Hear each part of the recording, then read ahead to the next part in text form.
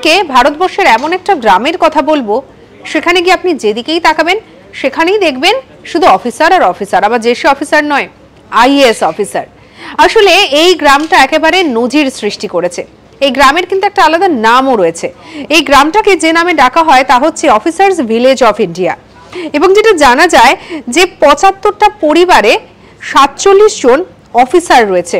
ভারতের বিভিন্ন প্রান্তে তারা বর্তমানে কর্মরত। এবং এর মধ্যে নাকি এমন অনেকেই রয়েছে যারা ইসরো, ভাবা এবং ওয়ার্ল্ড ব্যাংকের মতো নামি দামি জায়গায় যারা কর্মরত রয়েছেন। আসলে এই গ্রামে এতটাই শিক্ষিত মানুষের বসবাস এবং এতজন অফিসার থাকেন, সেই কারণে এই গ্রামটার এই বিশেষ নামকরণ করা হয়েছে। হয়তো আমরা আমাদের আশেপাশে কিংবা কোনো জেলা থেকে গুটি কয়েক এরকম অফিসারকে দেখতে পাই। সেখানে একটা গ্রাম ঠিক কতটা শিক্ষিত হলে বা কতটা মেধাবী হলে এত দূর পর্যন্ত পৌঁছে যেতে পারে, শিক্ষার আলোকে কত দূর অবধি নিয়ে যেতে পারে, এটা যেন তার প্রকৃষ্ট উদাহরণ। অজানা খবরকে জানার জন্য সঙ্গে রাখুন আজ তাক বাংলাকে, সাবস্ক্রাইব করতে ভুলবেন না।